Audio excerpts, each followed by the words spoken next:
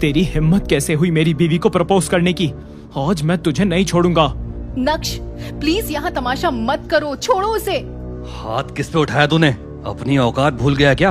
पूछ अपनी बीवी से, तुझसे प्यार करती भी है क्या? वो मुझसे प्यार करती है या नहीं उससे फर्क नहीं पड़ता, मैं उससे बहुत प्यार करता हूँ।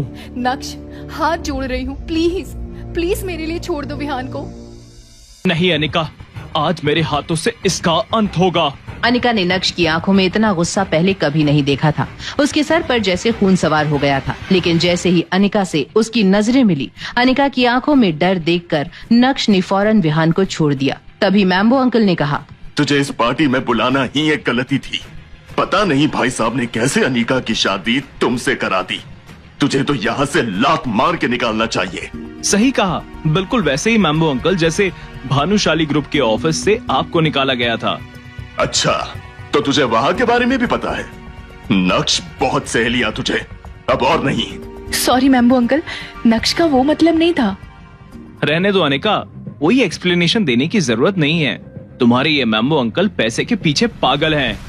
मैम्बो अंकल के गुस्से का घड़ा भर चुका था। नक्श आगे कुछ कहता कि तभी मैम्बो अंकल ने एक जोरदार मुक्का नक्श की ओर घुमाया। मुक्का चेहरे तक पहुंचता कि तभी नक्श ने बड़ी आसानी से उनका हाथ हवा में ही पकड़ लिया। विहान, तुम्हारे प्यार का भूत उतर गया या मैं और उतारूं? ये सब क्या बदतमीजी है नक्श? गेस्ट को डरा धमका कर भगा रहे हो। माफ कीजिएगा दादी जी, पर इन सब की जिम्मेदार आप भी हैं। ये जानते हुए कि अनिका मेरी पत्नी है, आपने विहान या मैम्बो अंकल को रोकने की कोशिश तक नहीं की, उल्टा स्टेज पर खड़ी होकर तमाशा देख रही थी। नक्श के गुस्से से पूरे पार्टी हॉल में सन्नाटा पसर गया था। मैम्बो अंकल भी पीछे हट गए थे। विहान तो भीगी बिल्ली के जैसे कल्याणी दादी के पीछे छिप गया था। नक्श आगे कुछ कहता, तभी उसकी सासू माँ चित्रा ने उसे जोर का एक थप्पड़ मारा। बदतमीज, तुम्हारी हिम्मत कैसे हुई मम्मी जी से ऐसे बात करने की? तुझे हम यहाँ लेकर आए और तू हमारी ही इज्जत हवा में उछाल रहा है। तू शायद भूल गया है। ठीक कहा मम्मी जी आपने। मुझे लगा था कि एक दिन शायद आप लोग मेरी अहमियत समझोगे, पर अब और नहीं। आज से मेरा और जावेरी खानदान का कोई लेना देना नहीं। जा रहा हूँ मैं, और अब तभी लौटूंगा जब कल्याणी देवी मुझसे माफी मांगेगी। इतनी बड़ी स्पीच दे दी तूने, अब उसका एप्रिसिएशन तो बनता है। पीछे देख अपने नक्श, आज तेरी सारी अकड़ ना निकालती तो मेरा नाम भी नवीन जावेरी उर्फ मैम्बो नहीं।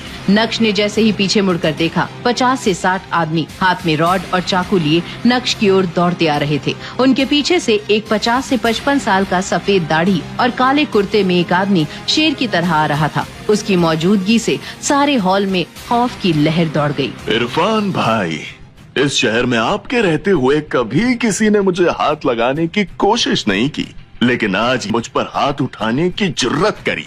बस कर मैम्बो, और कितना मक्खन लगाएगा? तूने मुझे मदद के लिए बुलाया, मैं आ गया। अब बता कौन है वो? वही जो आपके सामने खड़ा है इरफान भाई।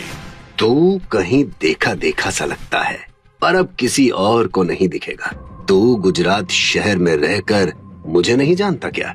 हाँ, तुझे भी जानता हूँ और समझ सकता हूँ। ये तू नहीं, तेरी जवानी का खून उबाल मार रहा है। अब आपकी डायलॉग बाजी खत्म हो गई हो तो आगे क्या करना है वो बता दीजिए प्लीज। मुझे आप लोग के सामने बीन बजाने के अलावा और भी काम है। नक्श इससे आगे कुछ बोलता, उसके पहले इरफान भाई का चाकू नक्श की गर्दन पर आ गया और वहाँ खड़े इरफान भाई के आदमी सिर्फ उनके इशारे का इंतजार कर रहे थे। ये सब देख रही अनिका और चित्रा सहम गई थी और वहीं मैम्बो अंकल की खुशी बढ़ती ही जा रही थी। क्या नक्श का ये एटीट्यूड डाल देगा उसकी जान को खतरे में?